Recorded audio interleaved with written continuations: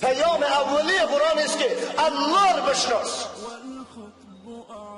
از الله بترس. ببین که خلقت زمین و آسمان و درخت و پرنده و چرنده و خزنده و درنده کی کرده. ببین که از درختای خشک برایت میوه نرم کی بیرون کرده. ببین که از قطره منی گندیده بدون از ماشین و دستگاه انسان زیبا و خوشصورت کدام خالق برایت خلق کرده. قابل عبادت هست یا نیست؟ اگر هست چرا امر الله میشکنی؟ پیام اولی قرآن است که ما الله رو بشناسیم. و کمال تاسف که ما نشناختیم. مسلمان های ما زور میزنه و زور میزنه. ماه رمضان که از سینه یا از کاکورتک که تازه ناف شکم خالی باشه گرسنگی باز به اعتبار چلپک و شولا و پوله به مسجد میای صف اول میشینه. سبحان الله دو تا و سه تا میندازه. رمضان که خلاص شد دینم خلاص شد، نمازم خلاص شد، عبادتم خلاص شد. نعوذ بالله. همیشه ناخ شدم. به مسجد میای ما 4 تا قرآن ختم کردیم. مولا صاحب ما خیرات کرد. بی غیرت تو قرآن خواندی؟ قرآن به تو نمیگفت اقیم الصلاه برپا کن نماز را؟ قرآن به تو نمیگه لعنت الله علی الکاذبین لعنت بر دروغگو؟ قرآن به تو نمیگه لعنت بر رشوتخوار؟ قرآن به تو نمیگه لعنت به تهمتگر؟ قرآن به تو نمیگه لعنت به غیبتگر؟ تو قرآن خواندی. رشوتخوار صاحب میگه که ما 2 تا قرآن ختم کردیم. سودخور میگه که ما 4 تا قرآن ختم کردیم. دروغگو اختطافچی میگه که ما قرآن خواندیم. قرآن برای چی خواندی؟ که چکار شد؟ قرآن پیام داره که الله رو بشناس.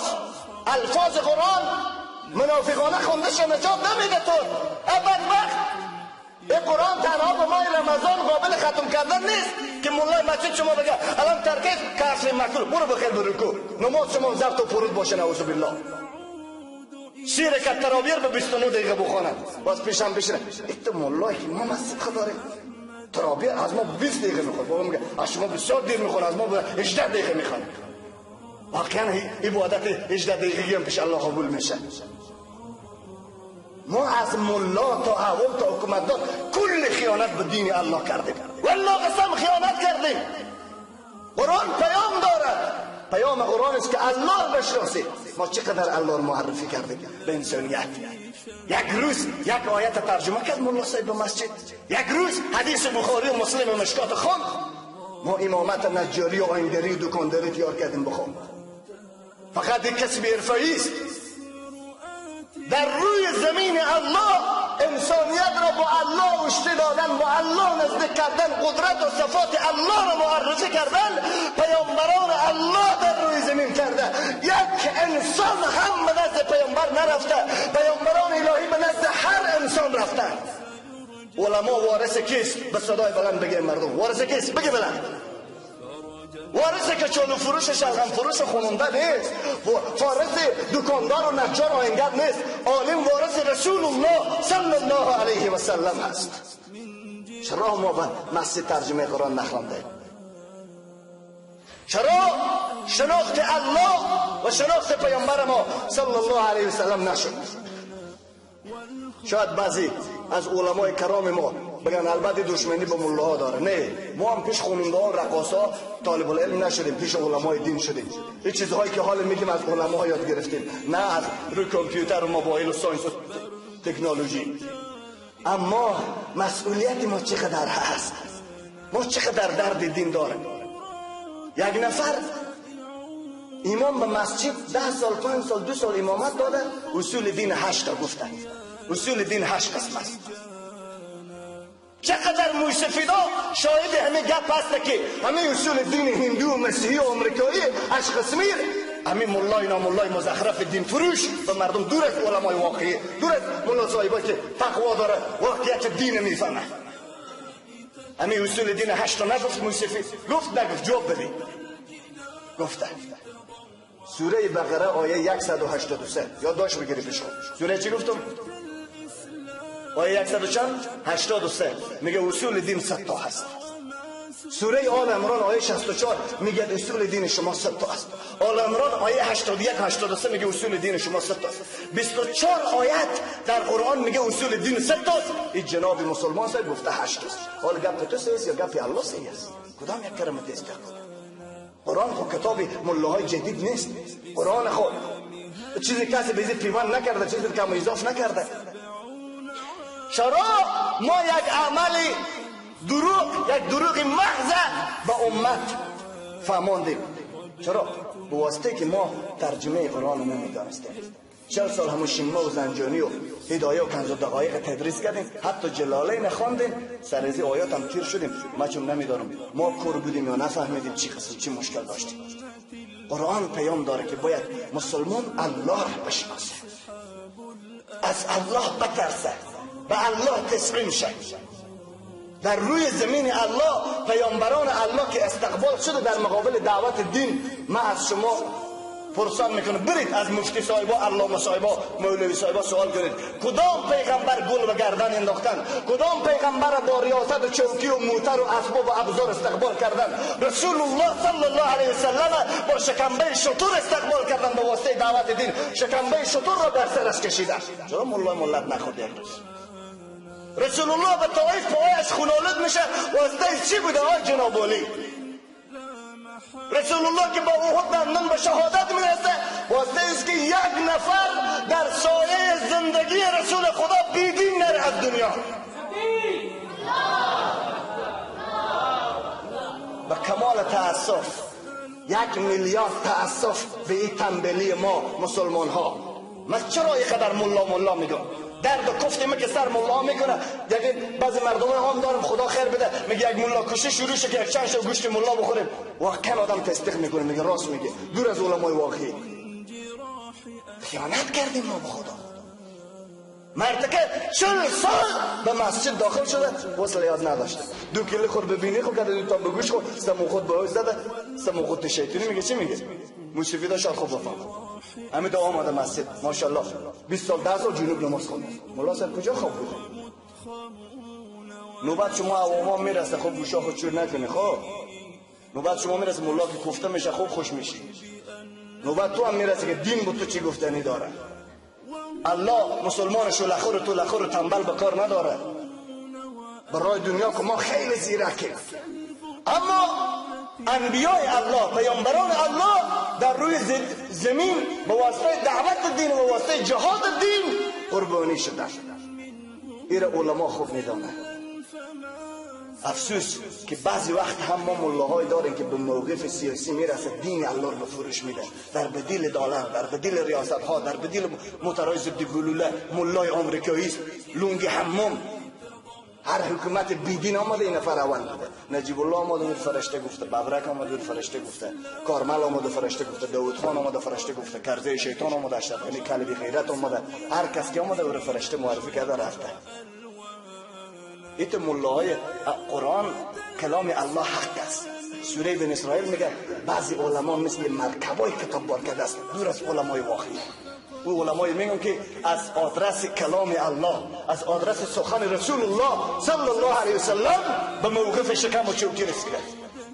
این گپ هم قابل ذکر است که دین تنها عبادت نیست، دین تنها نماز و تدریس و کنج مسجد نیست، دین از سیاست جدا نیست، دین از حکومت جدا نیست. ملا به سیاست کار نیست، این عقیده آمریکایی و مسیحی است. خود دین سیاست است، اسلام سیاست است. رسول الله صلی الله علیه وسلم سیاست مدار بوده، سیاست مدار اسلامی، نه سیاست غربی.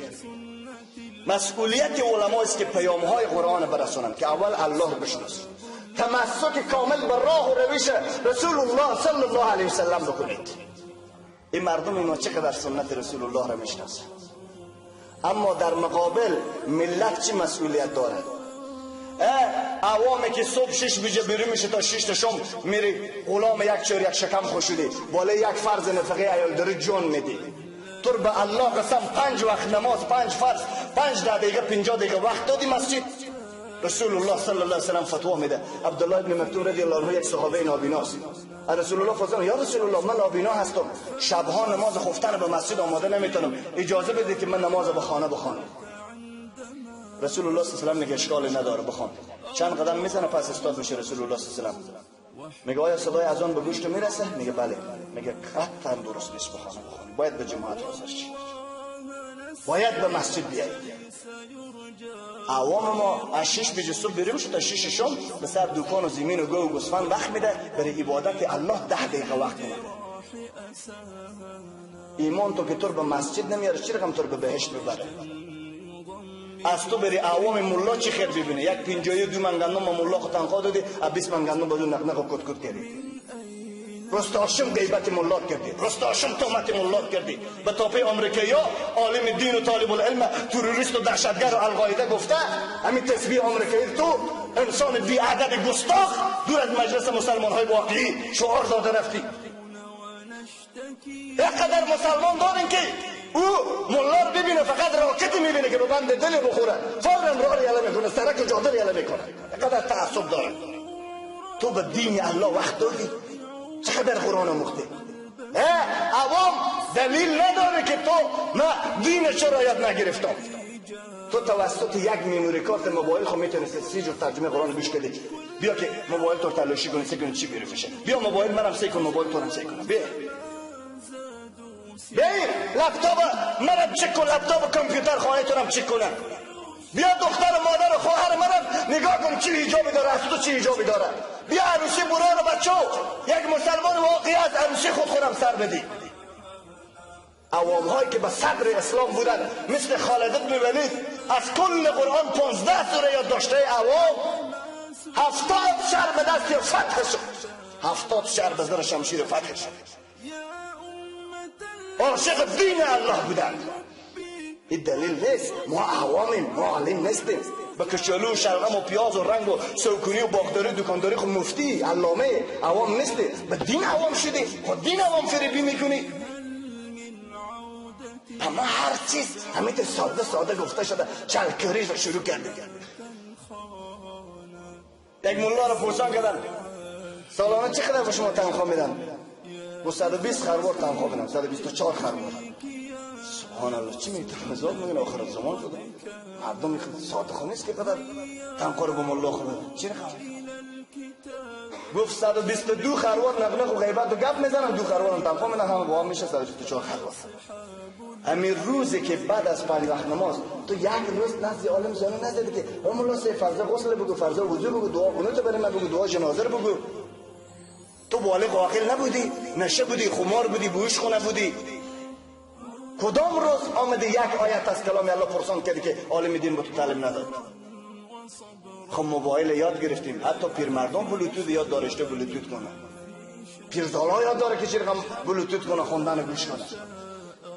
اما با کمال تاسف قرآن که میخونه ملا پرسان میکنه ما به جنازه نیت کردن که ملا نیت کرد. بعد که تو پنکت خانه تو آمد، گروپ برق آمد، یخچال آمد، تکنولوژی آمد، موبایل آمد، کوفته و زرمار آمد، چرا تو دعا جنازه رو تا یاد نگرفتی؟ همیشه در قبال دین تنبلی ها پیش روی خود کردیم. پیام قرآن چیست؟ که یاد گرفتن کلام الله به تو فرض است. نه یاد گرفتن نه، یاد گرفتن فرض است. عالم باید کار بکنه که عوام دین یاد بگیره، عوام باید کار بکنه که عالم دین یاد بده. آخه مصیبتی بود که عالم هم شان خالی کرد، عوام هم پیشتر شان خالی کرد. مولا جان سلام ناداده و وقت پیش مادر اولاده رسته چای سبز میخوره، فقط 2 دقیقه سرطان میشه بشینه این مسجد. بعضی وقت مولا به نماز صبح مایه گرگا رو بخوره، کسی نیست. تو که به نماز صبح در مسجد خانه الله آماده نمیتونی، باز تو خود آمریکایی جمع کرده میتونی، باز تو یهود و نصارا بیرون کرده میتونی، باز تو به این آیات که یا ایها النبی جاهد الکفار و المنافقین، ای پیغمبر، ای کسانی که به پیامبر الله ایمان داره در علیه کفار و منافقین جهاد بکنید، با تو به این آیات عامل شدن نمیتونی. ایمان تو الله زور نمیشه، موسیقی زور نمیشه، غیبت زور نمیشه. تو میتونه از آمریکایی زور شه؟ عکس کافر از خونه بیرون کرده نتونستی؟ خوندن کافر از گوشه موبایل خود پس کرده نتونستی؟ لحاظ خدا بیاین که ما یک کمی به خود بیاین، به هوش بیاین، توبه کنیم، استغفار کنیم. دنیای خیر برای قرآن با کره مریخ رفته، ما هنوز به خصوص تیمم خود مشکل داریم. این شرم نیست؟ ننگ نیست به ما؟ باید ما دعوتگران سیار دین باشیم، خادمین دین باشیم، فیلسوف دین باشیم، محقق دین باشیم، تاجر دین باشیم، دکتر دین باشیم، انجینر دین باشیم. چرا ما به این طوری که در کنار گروپ برق زندگی کنیم؟ پیام های قرآن است که علما دین برسونه، ملت ها دین یاد بگیرن. پیام هاست و تواصل بالحق و تواصل بالصبر. ذالک الکتاب لا ریب فیه. قبل از نون و آب و خواب شدن و خوردن به تو لازم است پیام کتاب الله. تأمرون بالمعروف و تنهون عن المنکر و تؤمنون بالله. قبل از اینکه فکر شکم و مادیات بکنی باید تو به کتاب الله عمل بکنی، امر بالمعروف و نهی از منکر بکنی که ایمان داشتن تو ثابت بشه. دینی که خون رسول الله صلی الله علیه و آله ریخته به کمال تأسف. امروز اگر به خانه تو عوام هم یک ترمز و پیاله بشکنه 10 بار زن و بچه سوتکوی میکنه که چرا پیاله شکست، چرا ترمز شکست، چرا کلکین خانه شکست. 10 نماز قضا کرده، تو به الله قسم اندازه پیاله و ترمز دفاع کردی نماز الله؟ اندازه که به ترمز و پیاله دل سوختوندی، به امر الله دل سوختوندی. کجا هست ایمان؟ کجا هست غیرت و دینداری؟ به لاف و پوف که میرسه مسلمانای افغانستان ایت مسلمانایی هست. کدوم مسلمان؟ همین مسلمانی که نماز قضا میکنه. قرآن کریم صراحتا میگه، فتوای ملا نیست. فویل للمصلین الذین هم عن صلاتهم. ای پیامبر به اون انسان‌هایی که به نماز سستی میکنه بگو خود را برای چای جهنم آماده بکند. دوزخ اونجا عروسی خاله نیست که تو بری. دوزخ جایی است که 4000 سال آتش شده تا گرم شده. هم مسلمان که تا به درد و سردی و گرمی و بارون و یخ نداری، تا به دوزخ داری تو. چرا ما به خود نمیاییم؟ رسول الله صلی الله علیه و سلم میگه قطعا اجازه نیست که صدای اذان بشنوی نماز به خانه بخونی، باید در مسجد به جماعت بخونی. امام ابو حنیفه رحمت الله علیه صاحب مذهب ما شما میفرماید کسی که به نماز 5 وقت به جماعت پایبند نیست، فتوای از شهادت از گپی از بیش مردم و مسلمان ها باید قابل اعتبار قطعا نباشه. کسی که میگه به الله و رسول دروغ گفته او به مسلمان قطعا رفت نمیده. مذهب از کی داری؟ چرا دروغ میگی که مذهب از امام ابو حنیفه داره؟ پیام قرآن است که علما دین برسانند. اگر به خونشان، به جانشان، به زندان رفتنشان تمام میشه و عوام مردم باید دین یاد بگیره، به دین عمل بکنه و مال خود را در راه الله انفاق بکنه. قرآن کریم کتاب الله است. این کتاب انسان ساز است. این کتاب است که به زن امنیت میده، حق میده. میگه به طرف زن بد نگاه نکن، دست نزن، برخورد فیزیکی نکن. اگه کردی باید دره بخوری، سنگسار شی، به واسطه که به انسانیت درس عبرت بشه و جان زن و جمال زن به امنیت باشه. به این آیات وقتی که عمل میشد در زندگی رسول الله صلی الله علیه و آله و صحابه کرام و خیر القرون زنهای مقبول به خانه ها و زناکار پیدا نمیشد. امروز چرا مردی که با 2 تا دختر مقبول بدون است مرد نمیتونه به خانه رو بگذاره؟ واسطه که مسلمان وحشی دور از مسلمان های واقعی فوراً مسلمان بی عزت میکنه. مسلمان هایی که قرآن یاد گرفتن، پیام و معنا و معانی قرآن دانستن، اونها حرام نمیخوردن، دزدی نمیکردن. دکانای مدینه و صحابه همه باز، دزد پیدا نمیشد. چرا امروز دزدی میکنه مسلمان هایی که پیام قرآن میدانستن، اونها آبروی عزت و عفت مسلمان نمیریختاندن. امروز چرا مسلمان دشمن مسلمان شده؟ کینه و بغض و شقاق و نفاق ما بین زندگی مسلمان ها تشکیل شده. پس پیام قرآن است که ما قرآن اول بشناسیم. اگر قرآن به زندگی نمی بود چی حالت می داشتی برادر؟ با مادر خو ازدواج میکردی نعوذ بالله، گوشت خوب و خنزیر میخوردی اگر قرآن به زندگیت نمی بود. اگر قرآن به زندگیت نمی بود سنگ و چوب و قبر و زیارت و غیر الله نعوذ بالله سجده میکردی. اگر قرآن به زندگیت نمی بود. قرآن آمد که حرام و حلال، جایز و ناجایز، پاک و ناپاک برای تو تعلیم داد. امروز چقدر اطفال ما قرآن یاد داره، چقدر ما مسلمان ها قرآن یاد داریم. یک ماه 30 روز است، در یک روز 5 وقت نماز است. اگر 4 نماز هم معاف، در وقتی بعد از هر 5 وقت نماز یک نماز، بعد از هر نماز یک آیت از قرآن یاد گریم، ماه 30 آیت میشه. چرا مسلمان قرآن کریم یاد نداشته باشه، تلاوت کرده نتونه؟ باید ما قرآن کریم یاد بگیریم و قرآن کریم بدانیم که قرآن چه تحول، چه زندگی میخواهد. قرآن در بخش عبادت گفتنی داره و ما خلقت الجن والانس الا لیعبدون.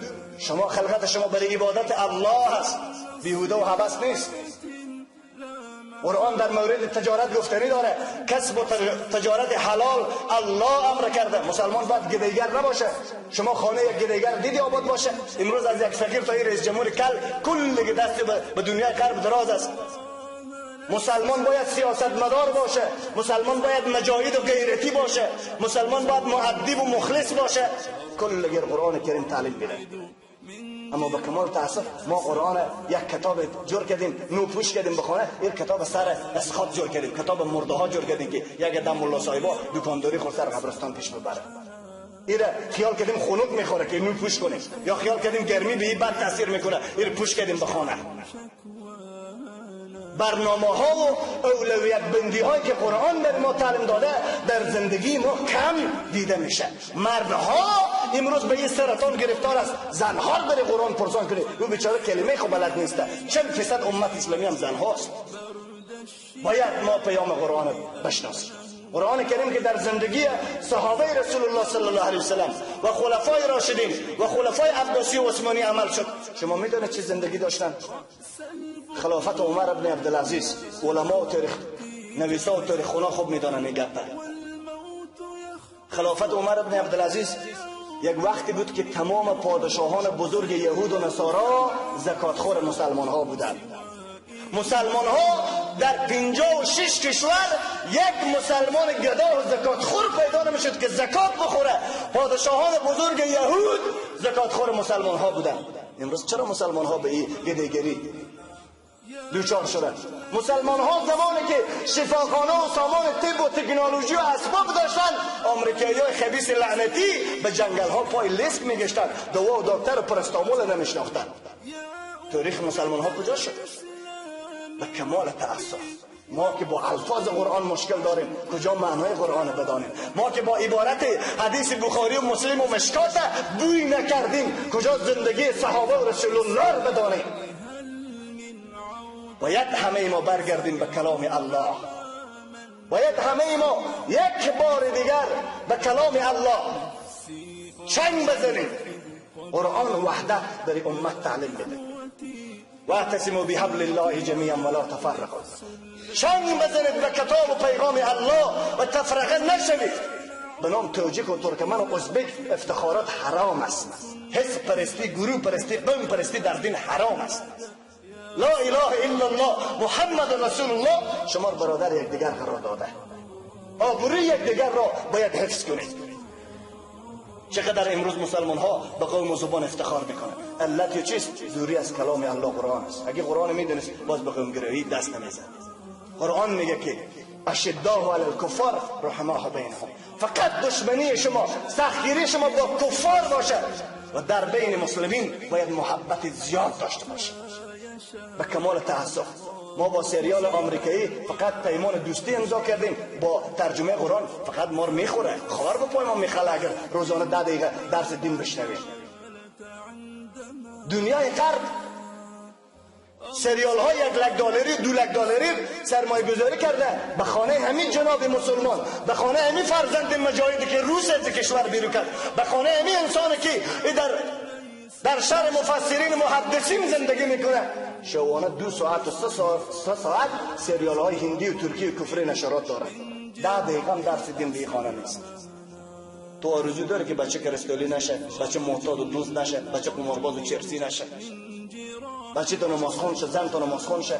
چرا زنها فرار میکنه از خانه؟ چرا فساد اخلاقی زیاد میشه؟ چرا جوانها پریشانه؟ چرا قرضای تو خلاص نمیشه؟ چرا مریضی ها شفا نمیافه؟ در خانه کلام الله تلاوت نمیشه.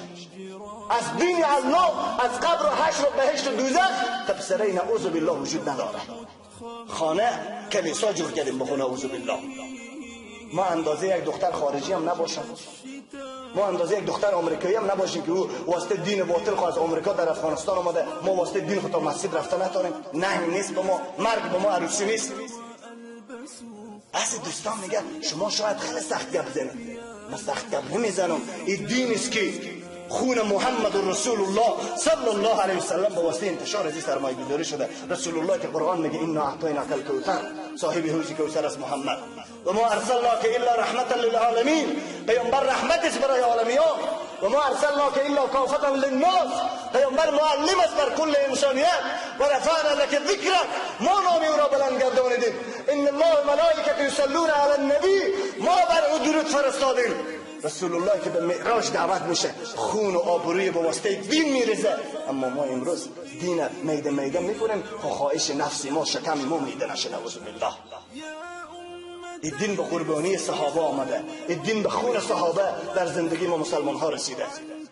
الله نمیگه شما صحابه بشین، الله نگفته شما پیغمبر بشین، الله میگه شما مکلفین که این اعمال رو انجام بدیم، مؤمن خوب بشیم. دوستای عزیز، وقت ما تمام شد و روزها کوتاه هست. الله جل شانه به گوینده و شنونده توفیق علم و عمل و اخلاص و تقوا بده. و ما در اخیر یک مطالبه کوتاه از کل شما پدران محاسن سفید و جوانهای عزیز و زیبا و پر انرژی این قریه دارم.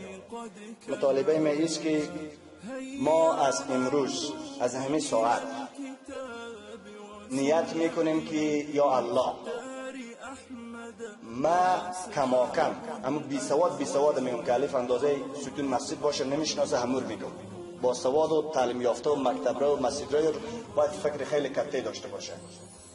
اما پیرمرد کوهنسال میگن که دندان نداره، چشمای رار نمیبینه، برای همون یک پیام داره. باید تو نیت کنی که ما فرزندر، اولادر، جوانر، دختر، پسر از امروز به بعد در جامعه تقدیم میکنم که معلم 20 میلیارد انسان بشه. معلم چند میلیارد؟ 20 میلیارد. کمتر از این قبول نمیکنه. نصرت دهنده، عزت دهنده الله هست. کیست؟ الله. کسی که طلب و ادب داشته باشه الله او میرسونه، او تربیت میکنه. برای تربیت اگر 7 طبقه زمین و آسمان از طلا و نقره پر بشه، 7 طبقه زمین و آسمان از دلار پر بشه، شرافت و قیمت یک چشم شمار، یک انگشت شمار نداره. داره؟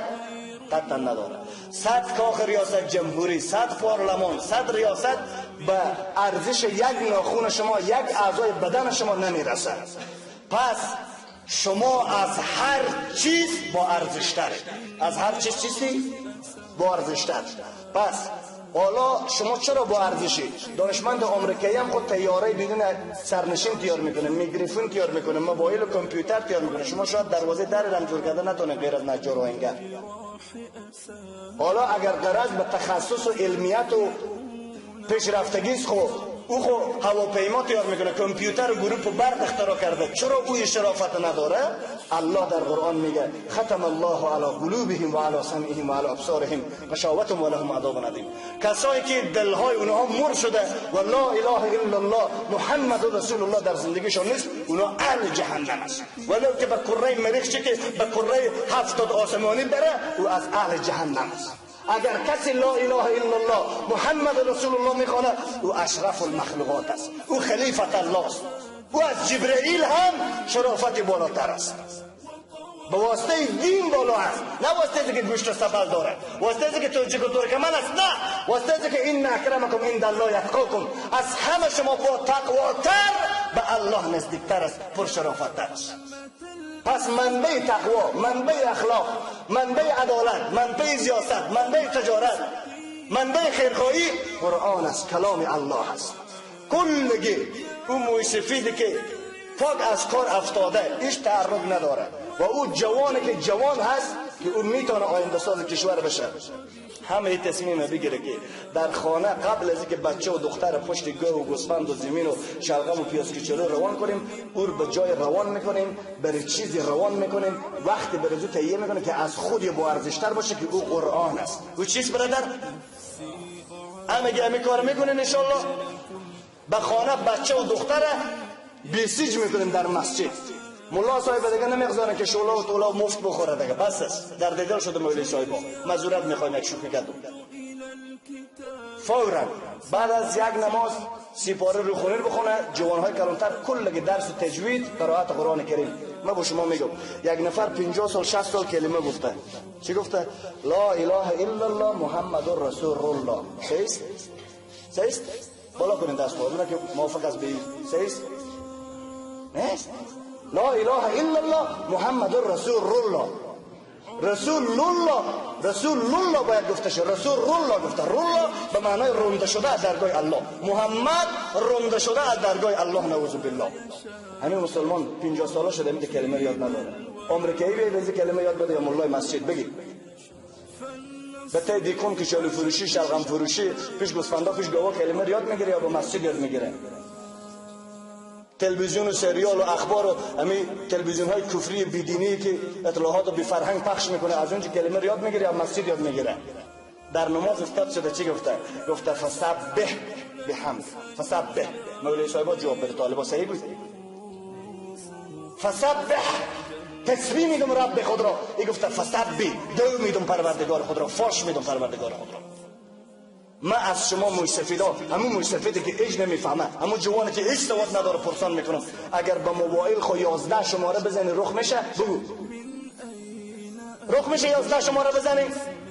9 شماره بزن داخل موبایل، پولم داشته باشه برقم داشته باشه رخ میشه نماز؟ ایره خو موسفید صاحبم دانسته جوان صاحبم که 9 شماره هم بزنی موبایل رخ نمیکنه 11 تا. آیا قرآن کلام الله است؟ به نماز یک کلمه اضافه کنی یک کلمه کم کنی رخ نمیشه نماز به الله قبول نمیشه. قانون الله نیست. قانون الله اندازه قانون یک مخابرات هم نباشه. نعوذ بالله. چرا این ملت خربسته؟ ما نمیفهمیم وظیفه ما نیست. ما میفهمیم، ما میشیم، ما معلم میشیم، ما مدبر میشیم، ما فیلسوف جهانی میشیم. همه جوانهای عزیز بالخصوص موسفیدا کودکایی که ناظره میخونه برای ناظره روان کنه. شما جوانهای کلونه که کلگی ماشاءالله سلق داره، ما کردم نیم سر روغن خرج موها شما صبح با چرب به پول حمام صابون و دیگر نمیدونم پروتئین هم بچه‌ها میخوره، بچهای 20 شاد نخوره. به هر صورت شما کلگی به درس تجوید وقت بدید. به درس چی وقت بدیم؟ تجوید و قرائت قرآن کریم بعد نماز عصر یا نماز خوندن، یا در همین مسجد یا در مجتمع در هر جایی که موافقه امام مسجد شما با اهالی و با محسن سفیدان و مسئولین غیره شد، در هر جایی که لازم بود حلقه درسی، یک حلقه تجوید و قرائت، یک حلقه ترجمه قرآن کریم، یک حلقه درس حدیث، همین چیزهایی که اشد ضرورت یک مسلمان به 24 ساعت نیاز داره همین بفهمید. دو تا سریال هندی حفظ کرده عشره مبشره نمیفهمه. دعوا خوندن مبتذل نعوذ بالله به ذهنی است. پرسام که پیر پیغمبر چی نوندش؟ خبر نیست. پیر امام ابو حنیفه مادر امام ابو حنیفه چی نوندش؟ خبر نیست. فرض و واجبات نماز چند تاست؟ خبر نیست. کلگی ان شاء الله در مسجد حلقه درس و ترجمه و تفسیر و تجوید داشته باشین و به این ان شاء الله کلگی به واسطه رضای الله پایبند باشین. صحیح شد ان شاء الله. الله جزای خیر بده. سبحان الله بحمده سبحانك اللهم وبحمدك اشهد ان لا اله الا انت نستغفرك ونتوب اليك. انت استغفرك ونتوب اليك. آمین برحمتك.